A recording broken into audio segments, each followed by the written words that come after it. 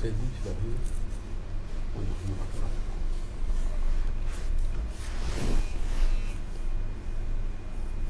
Déjà, on partage. Non, il pose. Faisable. C'est comme ça. Pas cassé. Non, mais il n'y a pas de son parce que je l'ai passé. Je sais, c'est pas ça. Ah, vas-y. Et on va, c'est pas. Tov, chers amis, Erev Tov, Beshem Hashem, Naaseh, Ve Natzliach. On est ce soir le dimanche 28 février et le 16 du mois, 17 déjà maintenant, de Adar, Lechaim Tovim ou Shalom. On se prépare, Bezrat Hashem, pour la fête de Pessah. Une étude sur les écrits du Rabbi de Lubavitch sur la fête de Pessah. On va parler des Arba Banim d'Ibra Torah. Shiur racheté pour l'élévation de l'âme de William Chai Ben Esther Alav Shalom, Sruta Rabbi Yagan Alav Bashamaim, au Bechol Shalom, une grande Hatzlacha à David Shemama. C'est Mama ou Shemama, c'est marqué ici. ועל אשתו היקרה בעזרת השם רחל. ברכה והצלחה בכל מעשיכם, כל אשר תקנו תשכילו ותצליחו. תודה רבה d'avoir acheté ce shiur pour en même temps les Nishmat Shel Kol Mété Israël, Refouach Lema de tous les malades d'Israël. Et sans plus tarder, on commence tout de suite. Alors, nous sommes avec le Rabbi de Lubavitch dans la Gada de Pessah à propos de Arba Banim d'Ibra Torah. Vous savez qu'il y a 4 caractères qu'on retrouve dans les enfants d'Israël. Echad Chacham, Echad Rasha, Echad Tam, Echad Sheino Yodea Lish'ol. On les traduit brièvement. Un qui est sage, savant, un qui est racha, impie, un qui est tam, on va dire intègre, simple. Il y a plusieurs façons de le traduire, mais la vraie signification, c'est celui qui sait s'étonner, c'est-à-dire qui est quand même qui est prêt à écouter, mais qui n'a pas,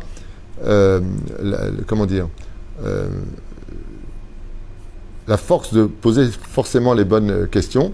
Et Echad, Tam Echad Sheino Yodea Lish'ol, et celui qui ne sait pas du tout poser de questions, Ad Petachlo, eh bien ce sera à toi de provoquer les questions à table. D'où l'importance, Bezrat Hashem, de préparer toujours des questions en l'honneur de la fête de Pessah pour tous les enfants. Et vous avez 30 jours maintenant, moins 22 jours, 28 jours exactement pour pouvoir les préparer. Alors le Rabbi nous dit comme ça à propos de Echad Chacham et Echad Rasha, à propos de celui qui est sage et instruit et celui qui est impie. Alors ce qu'il y a de très curieux, c'est que on peut être Rasha et instruit, et on peut être Chacham, et en général, Chacham, ça veut dire instruit. Alors, il y a une définition qui est très sympathique, c'est que souvent, ce qu'on appelle étant le Racha, c'est celui qui sait les choses et qui les dénigre. Il faut savoir que le Racha vit dans le déni, en général. C'est d'ailleurs ce qui fait de lui sa particularité. Un Racha, c'est quelqu'un qui vit dans le déni. Il sait que Dieu l'a sauvé, mais il va l'oublier volontairement. Il sait que Dieu existe puisque lui-même fait appel à lui, mais ça n'empêche pas de l'ignorer. Agada shel Pesach anu kor'im al arbaat abanim shuvim beseder echad chacham echad rasha. Donc on le lit le seder de Pesach pour ces 4 caractéristiques qui existent. Et qu'est-ce que ça va nous enseigner? Que dans l'Agada de Pesach, eh bien, il y a les 4 banim dont on parle. Qu'est-ce que ça vient nous dire, d'après vous, avant de commencer le Rabbi? C'est les 4 types de personnes qui posent des questions sur la Gada, Non. C'est pas la question que je pose. Je n'ai pas demandé qu'est-ce qu'il pose comme question. La question que je pose, c'est qu'est-ce que ça vient nous enseigner pour la Gada de Pessah, que justement, il y ait les 4 caractéristiques. Un qui est sage, un qui est rachat, un qui serait s'étonner qu'on appelle simple, et celui... Bonne réponse de Maurice. Ça veut dire qu'en fin de compte, la Gada de Pessah, c'est la fête qui s'adresse vraiment à tout le monde.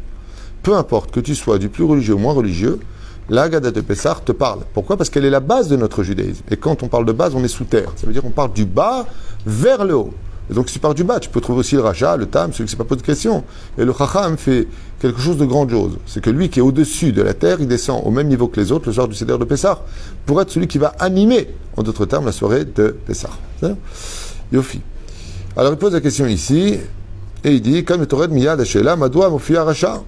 C'est une fête aussi importante, qu'est-ce que le Racha il ferait à table dans ce cas-là? Nachud Beyoter, les Chacham. Et en plus que ça, il dit le Rabbi, non seulement le Racha, l'impie, celui qui ne fait pas les fêtes, il ne fait pas les choses, il parle mal, il se moque, mais en plus de ça, on le met à côté de qui? Du Chacham. On aurait dû dire comment? Echad Chacham, Echad Tam, Echad Sheino Yodea Lish'ol, Echad Rasha. Le Rabbi dit normalement, lui, dans la Gada de Pessah, on aurait dû le mettre en bas de l'échelle, et pourtant on l'a mis juste à côté du Chacham. Alors pourquoi? Il y a plusieurs raisons à cela. Tu apprendras que dans la vie, celui qui atteint le niveau de Chacham, le premier dont il doit s'occuper, c'est du Kirouv, de prendre celui qui est le plus loin. Donc quand tu as un grand Torah, si vraiment tu as un grand Torah, mets celui qui est le plus loin à côté de toi. En général, c'est pas ce qu'on fait. Un grand Torah, c'est un titre. Tu veux que celui à côté de toi, il soit du même niveau. Tu vas pas, oh il est Racha, oh il est Shreno. Aval Zeno Nachon. Le but d'être instruit en Torah, le but, c'est pour ça que mon chef est tombé sur sa face avec Korach. Pourquoi? Parce qu'il n'a pas réussi à raisonner Korach. Comme il n'a pas réussi à le raisonner, il Paul Moshe Alpanav. Parce que le but du Chacham, comme le faisait le Rabbi Lubavitch, qui c'est qui venait le voir? Avec des goyotes, ils ne disaient pas Shabbat, ils ne mangeaient pas Kasha. Et venez voir le Rabbi Lubavitch. Et qu'est-ce qu'il faisait? Il prenait le Nitzot qui était en lui et il le ramenait vers lui. Et le Rabbi n'avait pas de problème de serrer la main à un rachat comme un Chacham. Il recevait un Rav comme il recevait un rachat. Parce que le Rabbi représentait la Géoula, le Pessah, en d'autres termes. Pourquoi? Parce qu'il avait la force de la parole. Le Pessah, c'est sur la bouche du Chacham. Qui est 40. At petahlo. C'est toi qui l'ouvre la bouche, il n'a pas de question. Pour t'enseigner que la force du Chacham, c'est de trouver les mots qui vont briser la clipa du rachat. Donc pour cela, il faut qu'il soit à côté de lui. Avec son fils. Comme Yitzhak avec Esav, son fils. D'accord, oui, il a fait Meod à Martha. Comme, il dit Maurice, comme Yitzhak était Chacham, il a mis Esav près de lui, il l'a rapproché de lui. C'est dans les commentaires comme ça. Il a fait Meod. Le Rabbi Lubavitch, il dit normalement le rachat, on aurait dû céder, on le reçoit à table. Allez, il est là, mais tu es au bout de la table, quoi, dégage. Pourquoi? Tu vas te moquer, tu vas. Ma'avoda azot lachem belolo. Plein de questions qui se posent. Gam atchouva le ben rachat, ilo ayasham be Mitzraim, lo ayanigal. Et le Rabbi, il dit, et on lui dit au rachat, de toute façon, toi, tu es peut-être à table, mais si tu avais été là-bas ou en Égypte, ouais, à ce moment-là, on serait par exemple chez Pharaon en Égypte, toi aussi, tu serais mort avec les 80%. Donc, il s'étonne encore plus, le Rabbi, il dit, alors qu'est-ce qu'il fait à table de Pessah? Puisqu'on a vu que, qui n'a pas participé à Pessah, à la sortie d'Égypte? Qui? Les 80% qui étaient des Rechaïm. Alors, qu'est-ce qu'il y a comme résurrection des Rechaïm qui viennent à la table de Pessah? Chez l'Agdola que pose le Rabbi.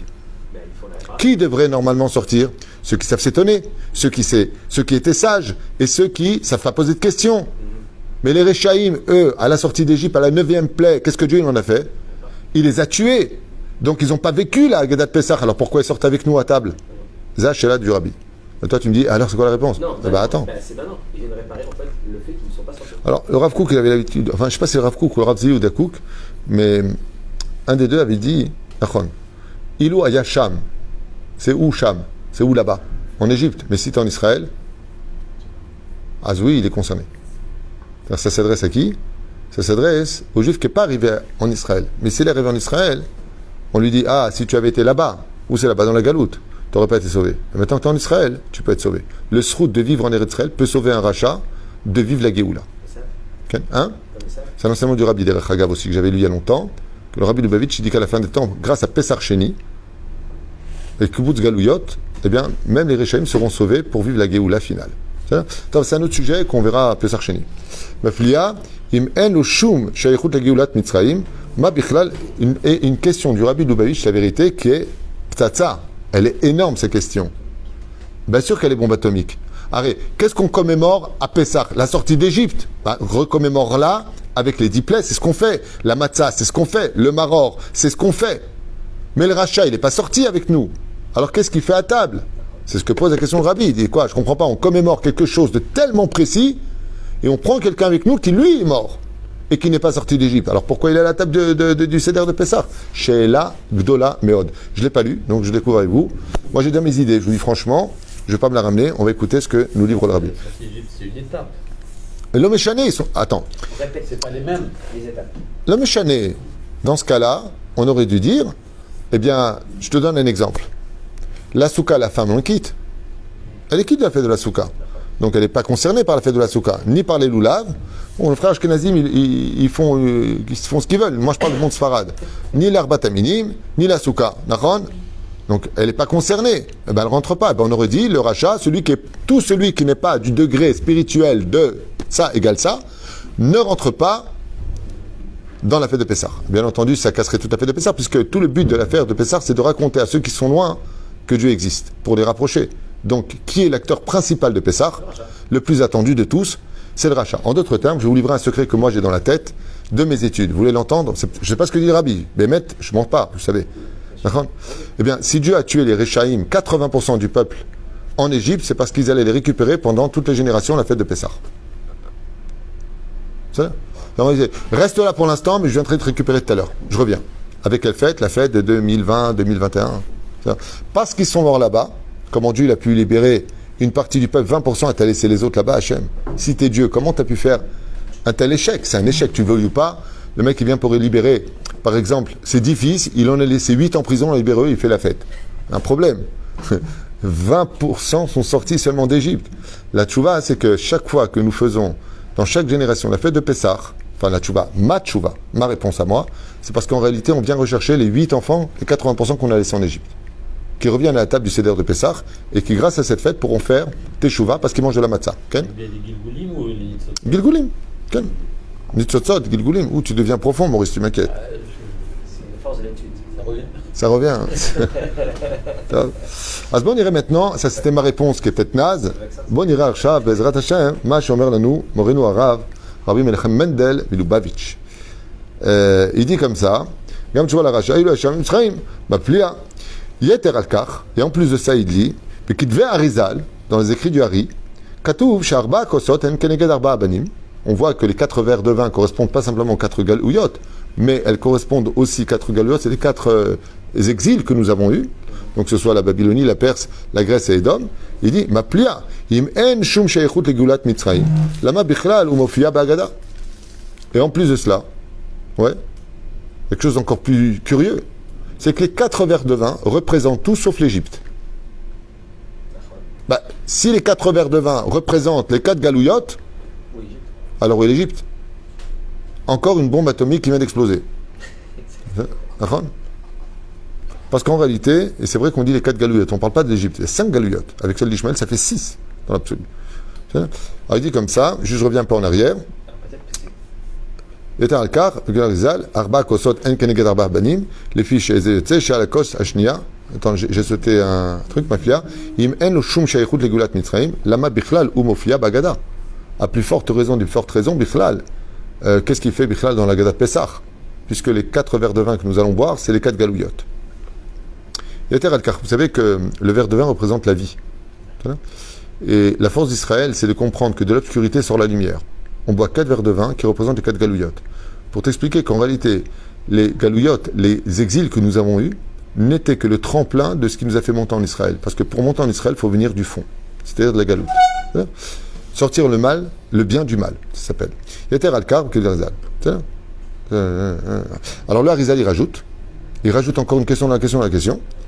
Sharbat akosot en keneget arbat abanim. D'accord? Donc, les fisey, tu sais que le rachat, il correspond à quel vers? Deuxième. Bonne réponse, j'ai peur que tu me dises le troisième. Badaï, chacham rachat.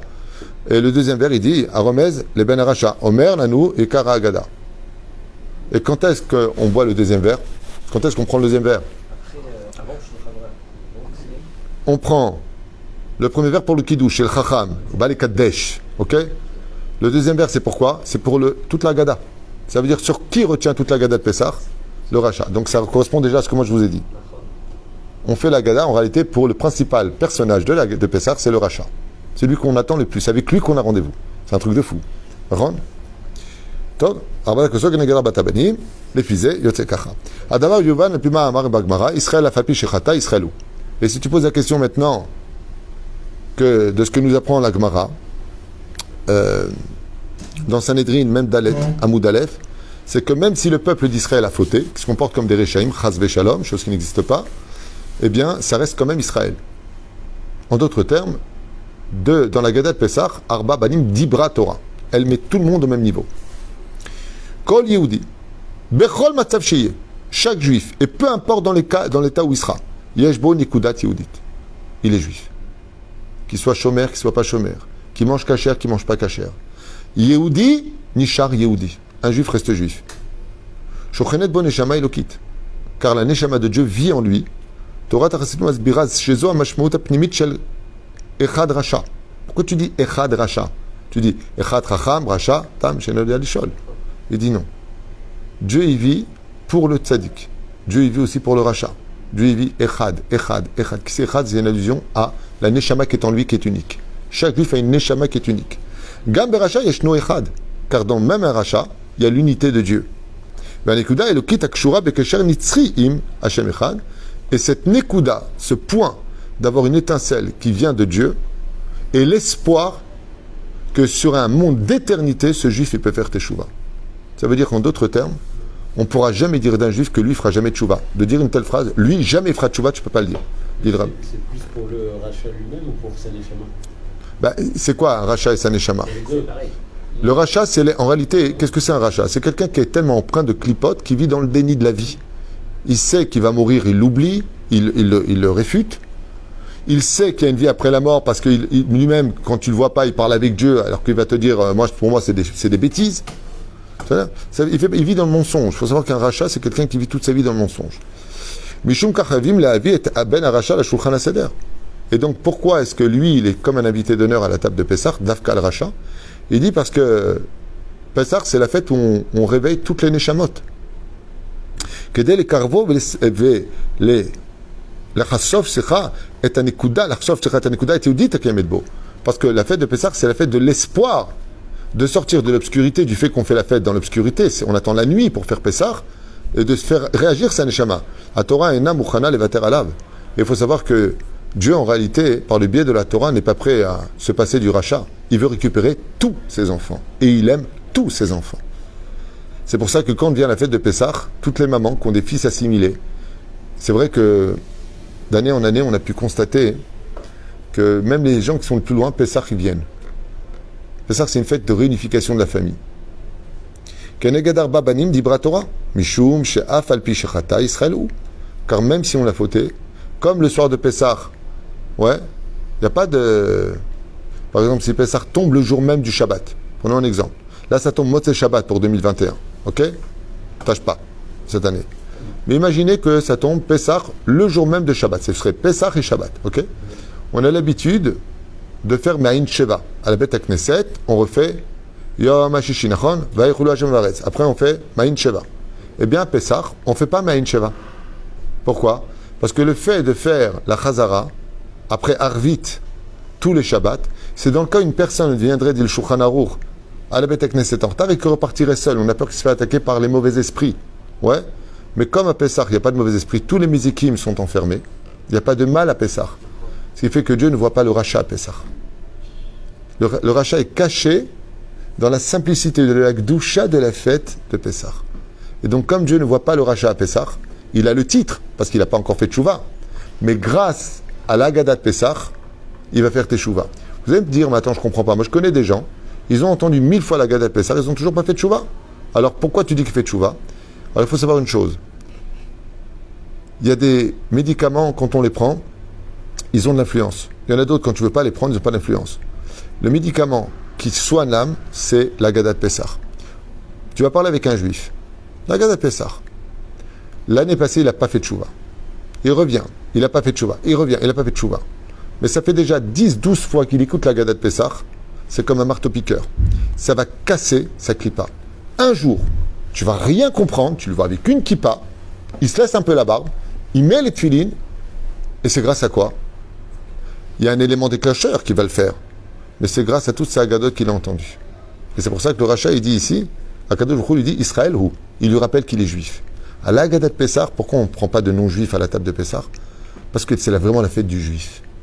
C'est la fête où on rappelle que le juif, c'est un juif, et on lui dit, tu sais, toi, qui ne fais pas encore les fêtes juives, qui ne te comporte pas comme la halakha le dit, n'oublie jamais qui tu es. Tu es quelqu'un que Dieu est venu chercher particulièrement en Égypte. Dieu tient à toi et tu ne te rends même pas compte de qui tu es aux yeux de Dieu.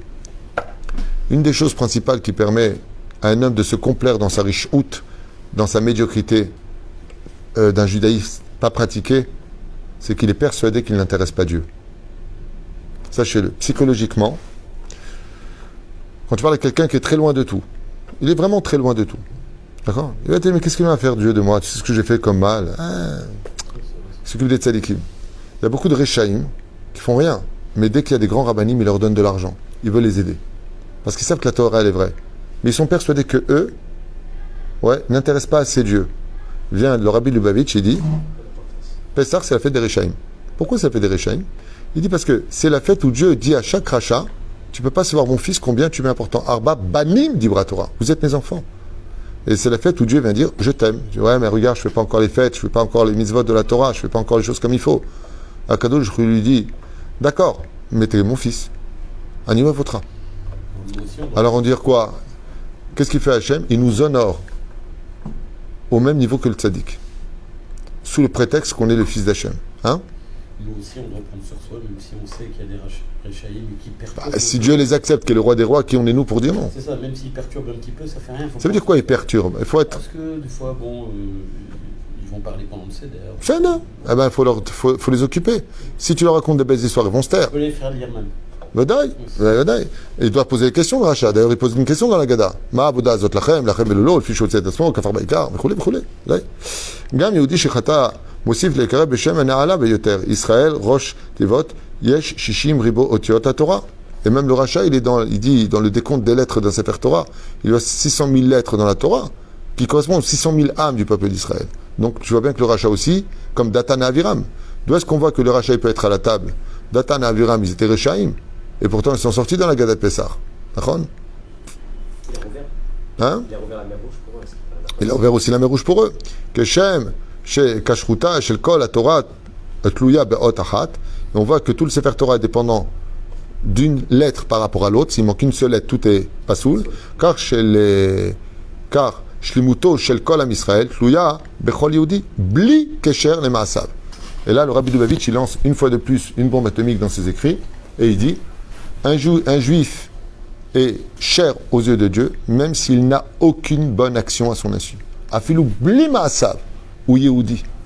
Le fait qu'il soit juif, c'est déjà un point qui lui donne le mérite d'avoir ce qu'on appelle Nefesh Eloka Mamash Mimal.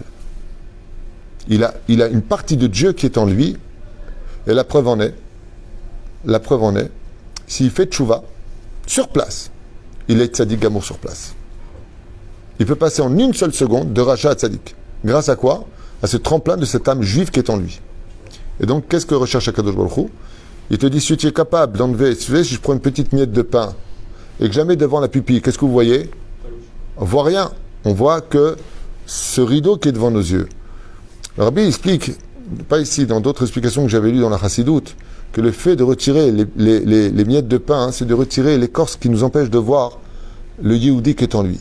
Et quand on voit que le Rabbi Lubavitch, quand il voyait un juif qui venait le voir, le mec il avait sa goya qui l'attendait dans la voiture, il venait voir le Rabbi pour prendre $1. Le Rabbi, je crois qu'il ne voyait pas qu'il était avec une non-juive et qu'il était en train de souiller son âme, pas parce que la fille elle a fait quelque chose la pauvre, mais parce qu'on a une âme juive. C'est-à-dire, tout comme on ne marierait pas un chat avec une lionne, c'est des félins pourtant. On est tous humains. Avalzelomatim. C'est la même espèce, mais c'est pas fait pour aller ensemble. C'est dans ce sens. Donc, un juif, il se souille quand il est avec une non-juive, les assours, et le contraire aussi. Mais la reine, qu'est-ce qu'il voyait le Rabbi? Il voyait à travers. Comme il n'avait pas de hametz dans les yeux, il n'y avait pas une miette de pain devant lui. Chaque fois qu'il voyait un juif, qu'est-ce qu'il voyait? Il voyait cette lumière incroyable qui brillait au fond de lui, ancrée dans des mondes de clipotes enfermés à l'intérieur. Et quand le Rabbi regardait les yeux qui sont la fenêtre de l'âme, ouais, il parlait à cette petite étincelle en lui disant « Toi, comment tu vas ?» Et l'âme de l'intérieur du juif se sentait concernée par l'espoir de dire « Moi aussi, je peux devenir quelqu'un qui me rapproche. » Le mot teshuva, hein, la première connotation, c'est le retour. Le retour, se rapprocher de Dieu.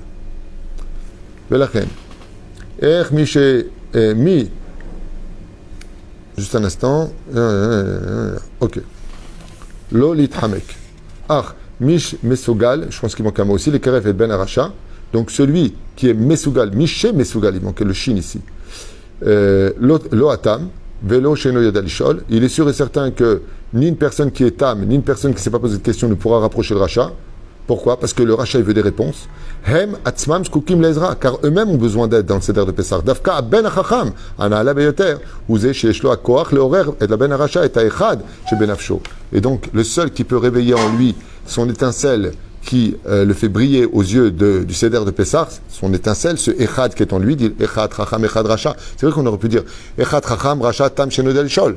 Non, echad, parce qu'il y a en lui cette étincelle, c'est le chacham. Donc, il ne faut surtout pas l'éloigner de celui qui est fort en Torah. Rabbi Nachman, il dit que la meilleure façon de rapprocher un rachat, c'est pas de lui dire quels sont les halachot, quels sont les agadot. La meilleure façon de rapprocher un rachat, c'est de lui raconter des histoires des chachamim, les biographies de nos sages. Raconter l'histoire de la chassidoute, raconter l'histoire de nos rabbanim, des belles histoires, ils aiment ça. car un chacham n'a de valeur que s'il est capable de rapporter les enfants les plus éloignés de Dieu vers Hachem. Sinon quoi, c'est un chacham? וכך ניתנה התורה, הוראה כפולה, רשע היא אומרת, על כי אל לא להתייאש, במצבו העירוד, סליחה, וכי יש לו תקווה. En d'autres termes, la fête de Pessah, c'est l'espoir que malgré que le fait que le rachat soit très très très loin de la Torah, il puisse complètement revenir à Dieu grâce à cette fête où Dieu ne le voit pas comme étant un rachat, si ce n'est que le titre de sa clipa. Aval à l'intérieur ou tzaddik. Rabbi Nachman d'ailleurs il dit comment on appelle un juif?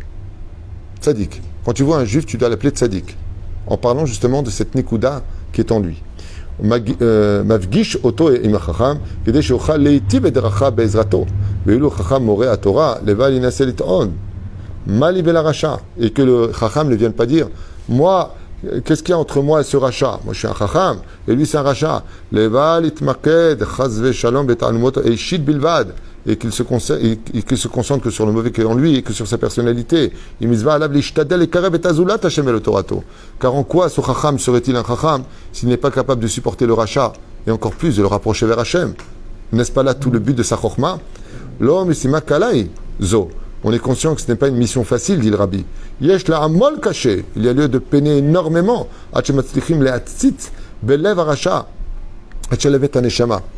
Il faut beaucoup d'efforts pour réaviver cette étincelle qui n'attend qu'à grandir dans le cœur de ce rachat. C'est pour ça que le deuxième vers qui correspond à la Gada de Pessah, où on rappelle tout ça, on raconte quoi? L'histoire, comment Dieu est venu nous chercher là-bas. Par la crainte et par l'amour. Pourquoi par la crainte? Il dit donc les Réchaïm en Égypte, qu'est-ce qui s'est passé? Ils sont morts. On réveille quelque chose en lui. Et alors? Mais il y en a quand même qui sont sortis. Mazé Omer, Omer que Dieu il t'attend. Hachem Oev Otra. Bekos Hashnia, Ketzad Mekarvim Oto, Aliede Simcha. Et comment est-ce qu'on le ramène? Avec la joie. Le Chaim. Avec le verre. Et on lui dit, Il ou Ayasham, lo Ayanigal. Si tu as été là-bas, on ne t'aurait pas sauvé. Alors ça contredit. On dit au rachat, en fin de compte, toi, tu aurais dû mourir. Écoutez bien. Et quand on dit, si tu avais été là-bas, toi, tu ne serais pas sorti d'Égypte, c'est pas qu'on veut le repousser. Elle a les effets. On est en train de lui dire, tu veux savoir, c'est magnifique, c'est magnifique. Rabbi, il dit, tu sais, quand tu dis au rachat, qu'est-ce que tu lui dis au rachat? Il ou Ayasham, lo etanigal. Par contre, c'est marqué dans la Gada. Il dit, tu sais combien Dieu, il t'attend? Normalement, tu n'aurais pas dû sortir du pays d'Égypte. Et pourtant, tu as la table de Pessah. Ça veut dire que Dieu, il t'attend, alors que selon le principe fondamental, tu n'aurais pas dû sortir. Tu ne méritais pas de sortir. Mais Dieu, par son amour pour toi, tellement il compte sur toi, tellement il a besoin de toi, tellement il attend ta teshuva, tellement tu es important pour lui, que tu es son invité d'honneur à la table de Pessah. Zé Aracha.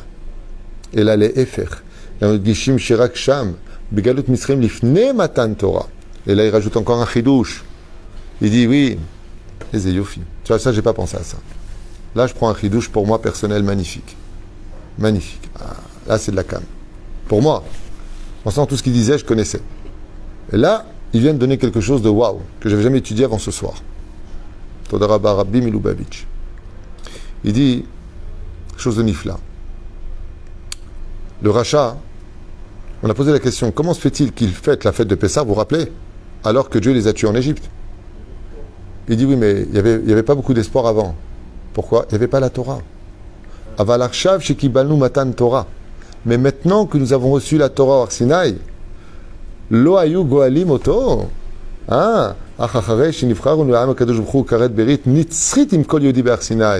Mais étant donné que toutes les âmes sont descendues au Arsinaï, qu'ils ont promis à Dieu de rester fidèles à la Torah, Dieu a fait avec nous une alliance d'éternité, où le peuple d'Israël, tzadikim, benonim, verechaim, vivront jusqu'à la fin et qui seront présents à lui. Il dit Nachon le Rabbi.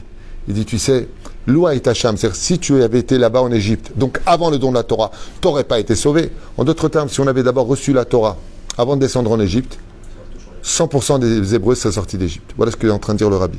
Il dit, maintenant qu'on a reçu la Torah, au nom de quoi je t'accepte à la table? Va dire le Baal Abeit, le Chacham, il reçoit un rachat. Au nom de quoi je te reçois?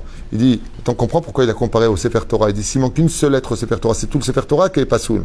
Il dit, c'est pour ça que le rachat, il a toute sa place d'honneur à la place, au repas de de Pessah. Kaemet Avtacha, Lo Yidach Memenu Nidach, personne ne sera oublié. Av Shehu Yigael Im Kol Am Israël Begeula Shlema Be'emtsaout Ya'idud Azeh. Et par le biais de cet encouragement, de lui dire grâce à la Torah, maintenant tu peux remonter, il t'aurait Gam Arachal et Galut Emet, Shebo ou le Yigael. Et grâce à ça, on pourra faire dévoiler chez lui le Emet, parce qu'il vit dans le mensonge, Shebo Veigael, et il pourra vivre lui aussi la Géoula. En d'autres termes, la différence entre la vraie sortie d'Égypte et celle que nous commémorons après être sorti du pays d'Égypte n'a rien à voir quelque part. C'est qu'avant la sortie d'Égypte, on n'avait pas reçu la Torah. Ce qui fait que Dieu n'a pas eu d'autre choix que de donner du mérite. Vous avez besoin de 2 mitzvot pour sortir. Les Rechanim, vous ne pouvez pas sortir. Mais depuis qu'on a reçu le don de la Torah, grâce à cette étude de la Torah, où quand un Chacham étudie la Torah, tout le monde en profite, ça donne du mérite vraiment à tout le monde. Quelque part, il faut se rendre compte une fois de plus combien il y a lieu de soutenir ceux qui étudient la Torah, parce que c'est grâce à cette étude de la Torah que tout le monde vivra la Géoula. On ne dit pas qu'à la Géoula finale, il n'y aura que 20% aussi, pareil. C'est la date du Maharsha. C'est-à-dire. Mais il y a une différence entre Dieu qui extermine et eux qui s'exterminent. Pendant la Chassidoute, le Baal Shem Tov dit un juif peut s'exterminer de son propre judaïsme. Comment? Quand il va pas se comporter comme un goy, quand il devient mamash goy gamour, qu'il épouse une non-juive. Moi je connais un juif par exemple, il est parti vivre en Corse. Il a épousé une chrétienne, il a une croix au-dessus de son lit. Ses enfants, il fait ni kippour, ni rien, il n'y a rien. Il mange du porc, il n'y a rien dans son cas à lui. D'accord? Le Baal Shem Tov, il dit, c'est pas Dieu qui l'a exterminé, c'est lui qui s'est exterminé. Ve'et kol harishaim yashmid. Donc, s'il en est là, mais malgré tout, il suffirait qu'il vienne une seule fois à une table de Pessah, ou un truc. Malgré tout, même lui, par exemple, s'il y avait le Rabbi Lubavitch et qu'il verrait cet homme que je connais, il ferait tchouva. Et pour ça, il faut être racham. Avec moi, il ferait peut-être pas de tchouva, moi je suis rien du tout. Mais avec un grand Torah, il est certain qu'il y aurait quelque chose qui va se briser en lui. Quelque chose qui va se briser. Souvent, on a posé la question, pourquoi le Rav Ovadia Yosef, il mettait des claques? Mais des claques, j'ai vu une vidéo, il lui a retourné la tête. Je me suis toujours posé la question. T'en as pris 2 toi aussi? Toi léger. Il y a un journaliste qui est venu le voir, au début il a dit 1, après 2, la 3e, t'entends une claque, sa tête elle tourne 360. Oh maman 360. Ouais. Je me suis toujours posé la question, c'est bizarre, tu prends une claque. Et quand il n'y arrive pas de ce côté-là, il de l'autre côté. À mon avis, je pense que c'est parce qu'il voit des choses, il casse les clipotes. Parce que pour casser une clipa, il faut donner des coups. Il y a aussi des gens comme ça, quand ils enseignent la Torah, ils tapent très fort sur la table. Un jour, je vais voir quelqu'un, je lui dis, dis-moi, tu joues de la batterie ou quoi? Arrête de taper sur la table, c'est fatigant. Et il m'a expliqué que quand il tapait sur la table, en réalité, c'est pas qu'il tape sur la table. Il tape sur le fait qu'il veut, comme tu sais, quand des fois tu veux faire rentrer quelque chose dans un tuyau, tu donnes un grand coup pour que ça rentre. Parce que des fois, ça rentre pas. Il faut appuyer un peu fort. Mais quand je tape sur la table, c'est pour casser la clipa de ceux qui écoutent et qui reçoivent cette Torah de maître. Parce que le mensonge, il est tellement important, tellement puissant, tellement épais, que la lumière du Hémet, elle a du mal à pénétrer cet horizon qu'on appelle le Sheker. Et il faut savoir qu'un jour, j'ai dit à une personne qui me disait, quelle différence, une juive qui était en train de me parler il y a très très longtemps de cela, et elle m'a dit, quelle différence entre toi qui fais la Torah et moi qui ne suis pas du tout dans la Torah? Et j'ai répondu une chose qui l'avait vexé, d'ailleurs elle m'a dit, ça m'a vexé, mais après j'ai compris. Je dis, la différence entre vous et moi, c'est que vous vivez dans le mensonge, moi je vis dans la vérité. Ça l'avait vexé.